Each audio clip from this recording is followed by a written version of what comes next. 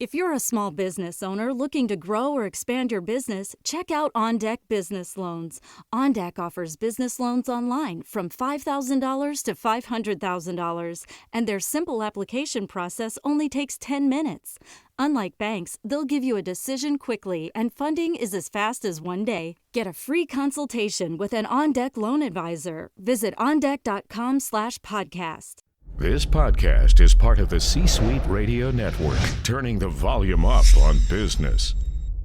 This podcast is sponsored by Grand Heron International, your online service provider for on-demand coaching and a wide range of services for coaches. Through a network of vetted, credentialed coaches, Grand Heron International offers coaching on-site, a professional coaching service for individuals seeking guidance. Whether you are a company committed to investing in your leaders, an individual seeking guidance, or a coach searching for a superb network of coaches, visit grandheroninternational.com.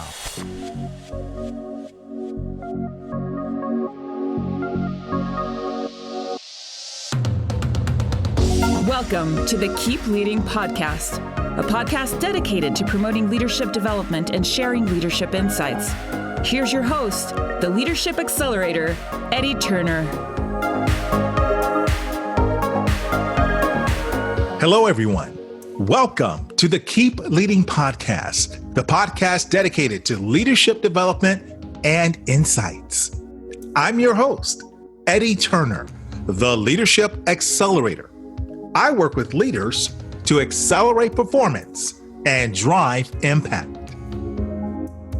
Would you like to have more meaningful conversations, even when they're difficult? If that is the case, you're going to want to pay attention to this episode. In this episode, I have the honor of interviewing the top female coach in the world, a true pioneer in the field of coaching and emotional intelligence, Dr. Marcia Reynolds. She's a global expert in holding mind-changing conversations. So she will explain to us how to have meaningful conversations, even when they're difficult.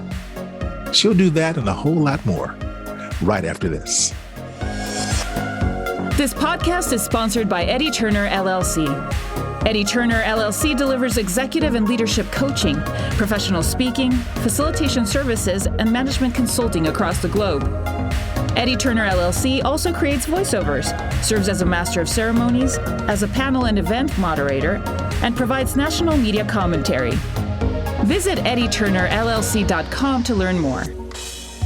Hello, everyone. Welcome to the Keep Leading Podcast, the podcast dedicated to leadership development and insights. I'm your host, Eddie Turner, the Leadership Accelerator. I work with leaders to accelerate performance and drive impact. Would you like to learn how to have more meaningful conversations, even when they are difficult? If so, you want to listen to my guest today. I have with me Dr. Marcia Reynolds. Dr. Reynolds is a master certified coach. She has provided executive coaching and leadership training programs in 41 countries. Dr. Reynolds was the 5th global president of the International Coach Federation. She is also visiting faculty for the International Coach Academy in Russia and Create China Coaching in China. She is recognized as the top female coach in the world and number 3 overall. Interviews and excerpts from Dr. Reynolds' books, Outsmart Your Brain, How to Manage Your Mind When Emotions Take the Wheel, The Discomfort Zone, How Leaders Turn Difficult Conversations into Breakthroughs, and Wonder Woman, How High-Achieving Women Find Contentment and Direction, have all appeared in many places, including Fast Company, Psychology Today, and the Wall Street Journal. Dr. Marcia Reynolds is truly an amazing person. And this is why I am so excited to have her on the show today. Dr. Reynolds, welcome to the Keep Leading podcast. Thank you, Eddie. Thanks for asking me to be here. Oh, I'm just thrilled. Please tell us a little bit about you. Well, as you were saying, I've been involved in coaching for a long time, but I've been involved with leadership development for nearly 40 years. And it was my constant quest to find how do people change their behavior that I finally found coaching. And I think it's the best technology we have for changing people's minds, helping them to change and grow, and to build better companies. Wow, I've never heard anyone refer to coaching as a technology. Interesting word choice. I like that. Well, my doctorate was in organizational psychology with an emphasis in neuroscience. So because of the powerful way that coaching impacts the brain differently, from telling people what to do, giving them advice, mentoring them, that we activate their brains in such a powerful way with coaching that it is definitely a technology. I like that. I am going to be using that, Marcia. So I should probably share the fact that you are more than just a regular guest. You are somebody who I've watched from afar. I've read your work. I've seen you speak at conferences. But later on, I had the great fortune of meeting you in person. As a client, I've hired you to speak at conferences for my own association when I was the president of the Association for Talent Development. But also, I have recently hired you to be my mentor, be my coach. And so I've enjoyed learning from you directly. And I completed a coach mastery program with you and Dr. Dorothy Saminovich recently as well. So I want to just be able to share your wisdom with my audience. And so I'm really excited to have you. That's great, Eddie. It's been really a pleasure working with you, too, because you're so eager to be the best coach there is. Well, I figure if I'm going to be the best coach there is, I have to start by being coached by the best. And so there we go. Thank you. So you are known as a global expert, not just in coaching, but in holding mind-changing conversations. Mm-hmm. That's pretty impressive. How did you develop that reputation? Well, as I told you, Eddie, since I've been working with leaders for so many years, it was always the difficult conversation that they struggled with. And so I spent years teaching different techniques like conflict resolution and assertiveness and what are those, like fierce conversations. But it was always focused on what the leader said. And when I found coaching, it was more about how the leaders listen. And I said, that's how you change a conversation. So what leaders are always wanting to do is have people do things differently and to think differently. But again, you can't do that by telling them you must think differently or coercing them. They always say, well, I'm influencing them, when really it's just manipulation, and most people know it and they resist it. So finding a way that leaders can have impactful conversations that could really, in one conversation, change people's minds and their behavior forever. That's what impressed me. And that's why I went into studying it as a science and becoming an expert in how we do this, because that's what I do. I'm obsessed with learning how does this work and how can I teach it. So I've spent years figuring that out. Now, when many people hear the phrase mind-changing conversations, mm-hmm. some might confuse that with manipulation. So right. Can you tease out for us what you mean and what you do and why it is not the latter? Right. Well, that's kind of to get them to see, though, how can I do this? Even though they may think that that's what they want to do, how can I change their minds? I mean, that's what we're doing all day long, right? It's all over social media. It's on all our interactions. You know, I write for Psychology Today, and I've had quite a few posts go viral. And one of my viral posts is how to read people's minds. and no, I'm not trying to make them be psychic. But when you're curious and you notice their emotional reactions and ask really good questions to help them think for themselves, it helps you understand them, which in essence is reading their mind. Okay. And so when you say how to change people's minds, what I mentioned to you before, Eddie, is that when we practice coaching, it actually impacts a different part of the brain than when we tell people what's best for them or try to mentor them.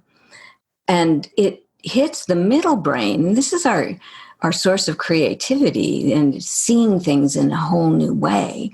And when you share reflections to get people to think about their thinking and then ask curious questions about that it actually goes deeper into their brain and they start shifting their frames and their stories and their perceptions in a way that they see themselves and the world in a broader format. It was limiting before. Now they see new things about themselves and the world. That changes their mind forever. You can't go back once you have a new perspective. And so it does change people's minds. In one conversation, you can do this. And that's what I write about. That's powerful. So you can change people's minds by changing their perceptions. And the power is it comes from within them. And that's why it is so much different than manipulation. And that's something that is equipping them for further growth and development. Mm-hmm. Absolutely. Beautiful. I mean, when you tell people, you know, you need to see it differently, well, you know, that doesn't work. No, not at all. Not at all. So you discuss some of this in your work entitled The Discomfort Zone. Mm-hmm. Can you tell us what the discomfort zone is and why it matters? Yeah.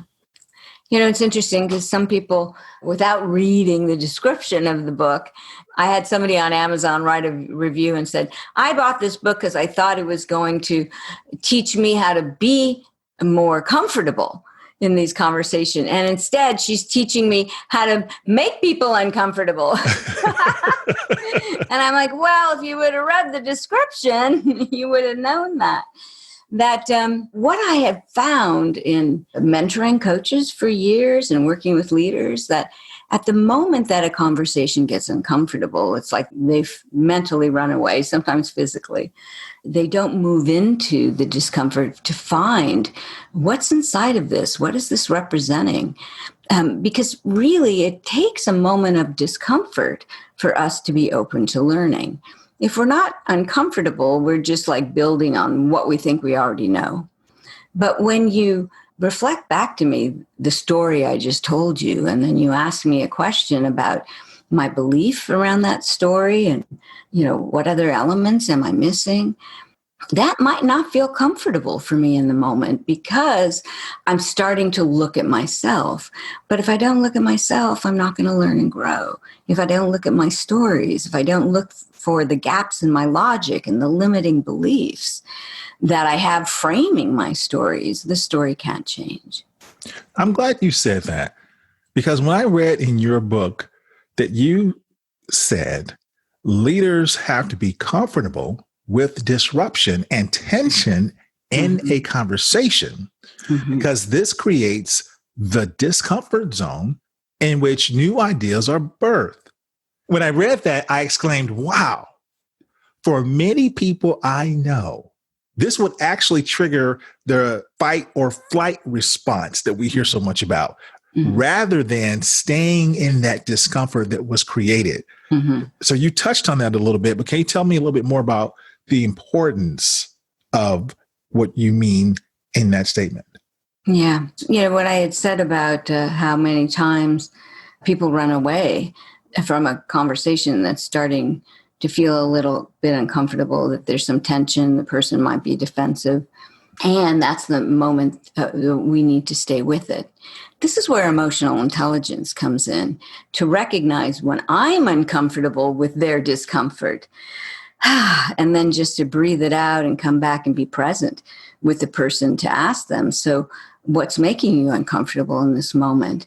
Where's the conflict for you? Are you saying to ask the other person, or we should ask ourselves? You ask the person those questions, but you can't if you're stuck in your own discomfort. So again, you notice when you start to feel uncomfortable as the listener, breathe, because you're probably holding your breath. And remember that the person is, if they're uncomfortable, then this is a fabulous learning opportunity.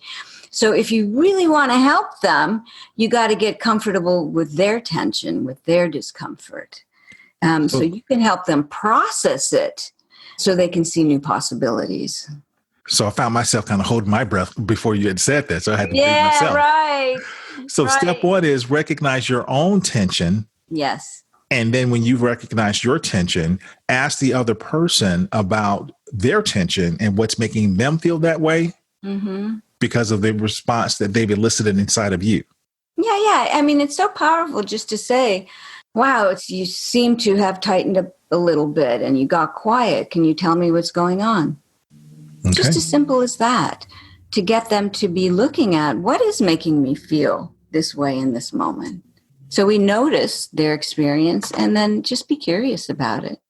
Very nice. And, Very nice. And I want to say, Eddie, too, when you mentioned about disruptions, many of the neuroscientists and the people who write, the behavioral economists like Daniel Kahneman, say people get really stuck in their thinking patterns, even if these patterns don't serve them, but they can't undo that. They need an external disruption in order to rattle and free themselves from these patterns that they're stuck in.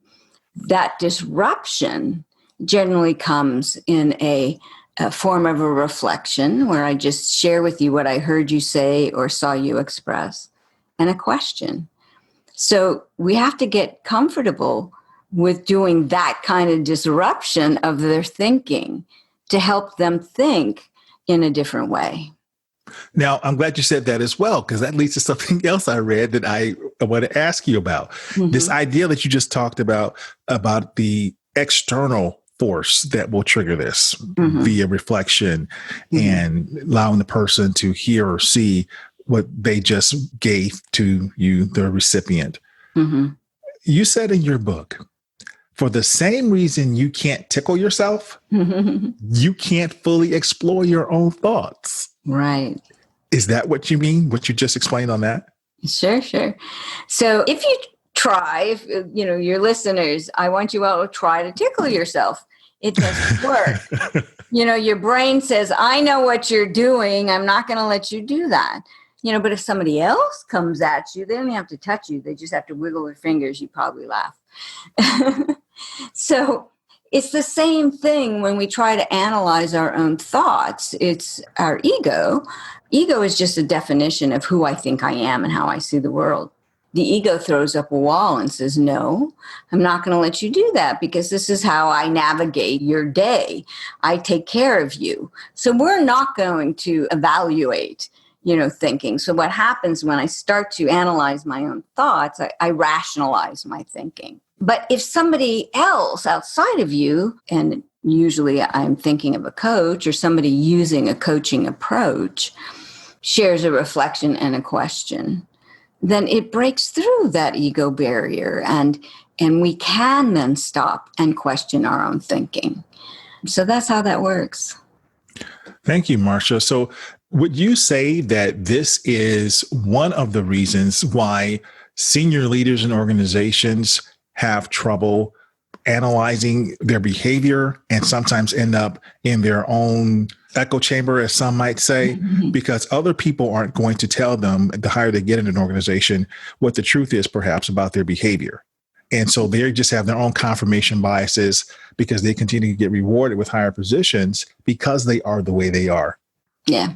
Well, there's two things. One, one of the main reasons we have assessments, 360 assessments, engagement surveys. It's an external source. And then when we give them feedback and coach them with this information, then it's, far more powerful than them trying to figure out why is what I'm doing not working. But you're absolutely right. There was a great article written by a guy named Hal, I think it's Gregerson. It's a Harvard Business Review article called The CEO Bubble. And he says that, especially at a CEO level, people aren't going to tell you the truth. They're not going to tell you what you're doing wrong. Right. So you have to go out there and seek people's input and what is it that they need from you differently, and what challenges are they facing that you can help them with? Because you're just not going to see it and people won't be honest with you. So that's why I love using some assessments when I coach higher level leaders or do live interviews with their leadership team and other people who are impacted by them. To give them that those perceptions. What is your favorite assessment? Well, I do a lot of emotional intelligence work. So I've been using it's now the EQI 2.0 and EQ 2.0 or something. It was different when I started using it 20 years ago. So I do that. But most companies I work with have 360, so I'll just use whatever they have. I don't like things that are too complex. So I like simple things, even if it's communication. I'll use the DISC assessment. But honestly, I like doing live interviews, doing 5 or 6 interviews with, if they have a boss, with their boss, a couple of their peers, and a couple of people who report to them. And then I just, gather it together and create a generalized report, because people don't always trust assessments. But it's interesting when you talk to them, have a conversation with them, and they know it's confidential and that's going to be a generalized report, they will be open to you. So I prefer just doing live interviews for my leaders. Very nice. Very nice. So we're talking to the top female coach in the world, Dr. Marcia Reynolds, and she is helping us understand how to have meaningful conversations. We'll continue this conversation right after this. This podcast is sponsored by Eddie Turner, LLC. Organizations who need to accelerate the development of their leaders call Eddie Turner the Leadership Accelerator. Eddie works with leaders to accelerate performance and drive impact. Call Eddie Turner to help your leaders one-on-one as their coach, or to inspire them as a group through the power of facilitation or a keynote address. Visit EddieTurnerLLC.com to learn more. Hi, this is Dr. Stephen Stein, psychologist and the founder of MHS Assessments, and you're listening to the Keep Leading podcast with Eddie Turner.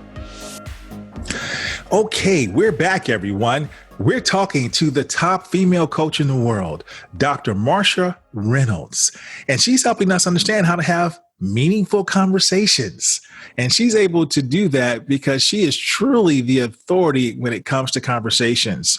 She is a global expert in holding mind-changing conversations. So we were talking before the break there, Marcia, about emotional intelligence and some of the assessments that you use. But is there a way that you would say that people can use their emotions to influence and inspire people as a leader? Well, as a leader, you set the emotional tone of any conversation. So the brain tends to align itself with the emotions of what it determines is the socially dominant person in the room. And hopefully that's you if you're the leader.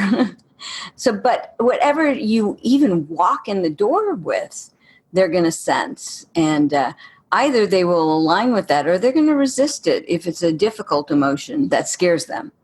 So to be very conscious of the emotions that you bring in with you, not just when you sit down, but the moment you enter a room, is vital to whatever success you think you might have in a conversation. So you have to set the emotional tone before you do anything else. Indeed. And one of the things I've heard you say is that your emotions are even more powerful than well-rehearsed words when it comes to these conversations. Absolutely. People will trust what they're feeling in the moment, much more than whatever words you've chosen to say to them. And again, I go back to for years, when I was teaching leadership, it was always, well, here's what you say in these moments. Here's how you give feedback. Here's how you delegate. And when I found coaching, I'm like, oh, well, that's why none of that worked. Mm-hmm. Because it's really, as I said before, not so much what you say, but how you listen. So it's not just paying attention. There's a how to listening that people feel comfortable with you. Now, along those lines of how you listen, how you pay attention, as I mentioned earlier, I had the opportunity to be a part of your inaugural Coach Mastery Workshop, and it was a phenomenal experience. And I have used a lot of what I've learned since the completion of that program. But there's one thing that you said that I continue to repeat. In fact, I was interviewed for a program in Asia just yesterday, and I cited this. You said that when we were talking about mastery, we were all thinking about skills and different techniques and whatnot. You said that mastery is not the perfection of skills. It is the deepening of presence. Mm-hmm. How does one deepen their presence? I know the answer because you already taught us. But for my listeners, how do we do that? Yeah. Well, it's not just in coaching, Eddie, that being very present with people so we can truly hear what they're saying and what they're expressing and what they're not saying. But when you think about any sport, the best know how to shift into the moment and be fully present and not be distracted by anything else. It's called in the zone. And it was years ago, I was working with a sports psychologist where I was asked to come up with a formula for anybody to be in the zone, no matter what it is they're doing.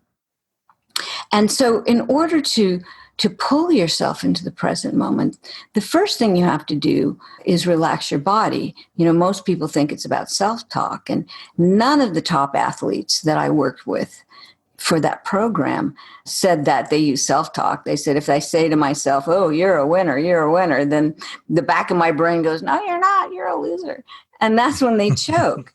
They said they had to breathe out, release the tension in their body so then they can access their brain, go to their brain, clear their mind, and they quickly put their awareness in the center of their body.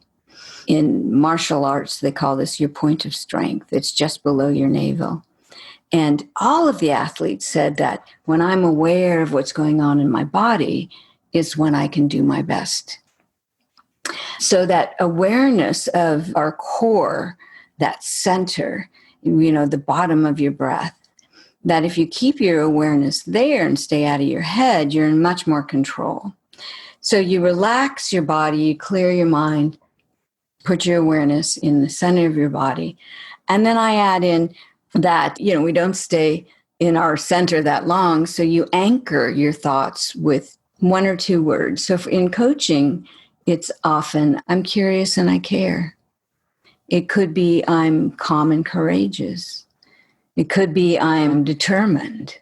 Whatever it is that you want to feel in that moment, you choose those words. So every time you start going back to your chatty brain, you just think how I want to feel, and you breathe in, curious and care. And it brings you into this present moment with the person that you're with. And what's so powerful about that? Not only will you listen to them better, but when you're present, they feel safe with you. And creating psychological safety is the most important thing we can do in our conversations in order to have them be effective. So people feel that they can open to you, they can discuss things that are uncomfortable. They have to feel safe. So being present helps people to feel safe with you. Excellent. And thank you for that point of clarification as well, because yes, you taught us that in a coaching context, but I thought it was also apropos here in the conversational context that we're discussing. So thank you for outlining that. In fact, I felt a moment of Zen almost come over me as you were explaining that. My mind went back to, because that was the first time I heard it, 1993 or in the 90s, I should say, with Michael Jordan and the Bulls, because that was my hero growing up and from a basketball perspective. And the Sacred hoops. Yes. And so Michael Jordan had a game there against the Portland Trailblazers. He was not known for shooting the 3-point shot. But at that game, he broke the finals record for 3-pointers because he hit 6 3-pointers. Michael Jordan was not known for shooting 3-pointers, but he went on to set the finals record by hitting 6 3-pointers, and he blew away the Trailblazers in that first game. And there's this moment that they play all the time, and where he gets kind of shrugs his shoulders. You can't see me doing this, but he shrugs his shoulders as if to say, he looks at the sideline and says, I don't know what's going on. And they asked him afterwards, and he described being in the zone. It was a similar feeling he talked about against the game against the Celtics when he went off for 63 points. And so, yes, that context is the first time I heard it. And so seeing how we can get into the zone, not just in the sports world, or in the coaching world, but in our daily conversations where we want to have an impact as leaders. Right. Yep. They're good teachers.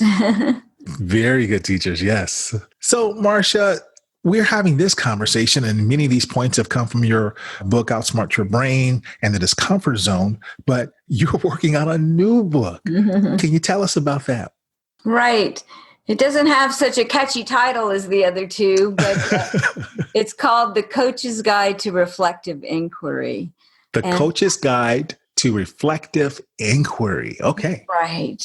And I'm very proud of this book. I've been teaching coaching skills for over 20 years. And what I can now say that there's certain things missing that when people learn coaching, it's like they think it's all about the question, and it's not all about the question. I call it the cult of the powerful question, that there's far more to coaching than just asking questions. In fact, my favorite quote from a guy named John Dewey, who wrote a book called How We Think that defined coaching in 1910. He said that questions seek answers, but inquiry provokes insight. So the book is truly, how do we say that one more time? I want to just isolate that. Questions seek answers, but inquiry provokes insight. I love that. So inquiry is not just about asking questions. So there's a lot more to it. And he's the one who defined reflective inquiry. So what is the reflective part, and how are we missing that? And what are some of the, coaching myths that are out there? And this is for coaches, but it's for leaders as well, because using a coaching approach to your conversations are going to be far more effective in getting the results you want.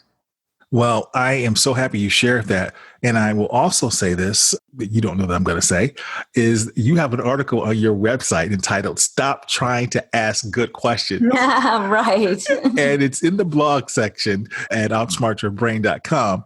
And I share this with people because one of the things you were working with me on is getting out of my head and to stop trying to ask good questions. And right. So, if people would like to get a little bit of a sneak peek into some of your wisdom and what you've taught around this, you've written a wonderful article that everyone has access to. Absolutely. Well, actually, my last few blog posts were directly from the upcoming book. It was helping me sort through what I was writing.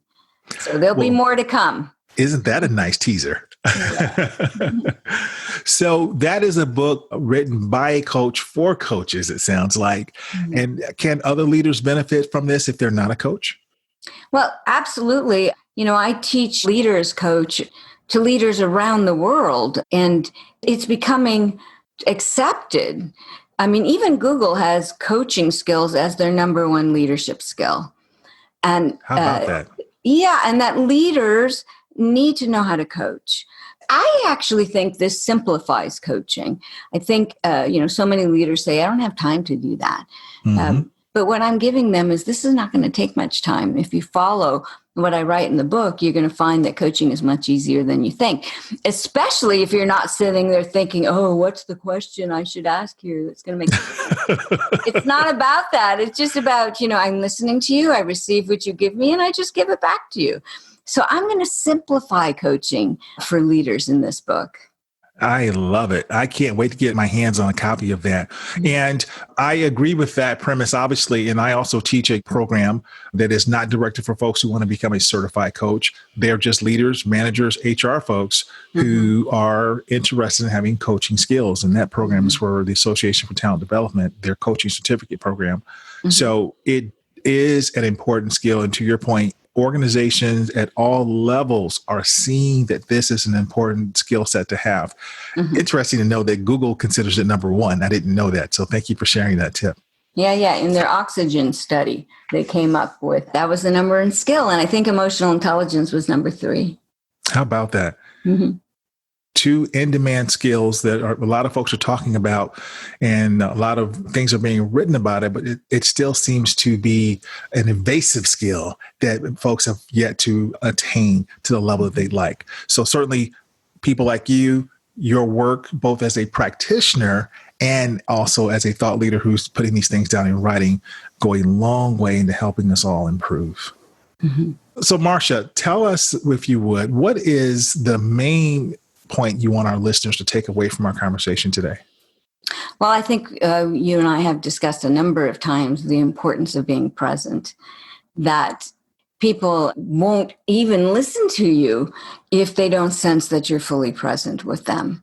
So whether it's, setting your emotional tone, remembering, who you are as a leader, to put the person in high regard, that you have to create this, what I call a safety bubble, where they feel safe with you, and that's based in your presence. Wonderful. Thank you for sharing that, Marcia.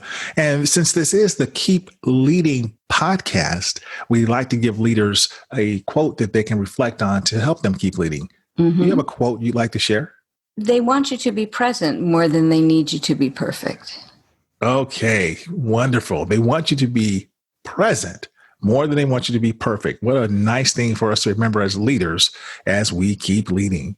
Marcia, where can my leaders learn more about you? I've enjoyed this conversation and I hate to stop. Well, of course, my website, which thank you, you've mentioned, because I do have a blog there. The website is outsmartyourbrain.com. So they can go there, they can find all my books that I've written there. There's a lot of free resources other than the blog. There's videos. And if they look under the discomfort zone, they'll find all kinds of tools and resources that they can use. Of course, I'm on LinkedIn and, I write for Psychology Today, so they can find me around the internet. Excellent. Yes, you are available everywhere. And so there's something else I want folks to know, and that is that you recently delivered a stellar TED Talk. And so we want folks to also look for how to use anger as a force for good. And this will be in the show notes, and a link to that will also be on the page I create for you on my site as well. So, Marcia, thank you for being a guest on the Keep Leading podcast. Thank you, Eddie, for having me. I've truly enjoyed the conversation. And thank you for listening. That concludes this episode, everyone. I'm Eddie Turner, the Leadership Accelerator, reminding you that leadership is not about our title or our position. Leadership is an activity. Leadership is action. It's not the case of once a leader, always a leader. It's not a garment we put on and take off. We must be a leader at our core and allow it to emanate in all we do. So, whatever you're doing, always keep leading. Thank you for listening to your host, Eddie Turner, on the Keep Leading podcast. Please remember to subscribe to the Keep Leading podcast on iTunes or wherever you listen. For more information about Eddie Turner's work, please visit eddieturnerllc.com. Thank you for listening to C-Suite Radio, turning the volume up on business.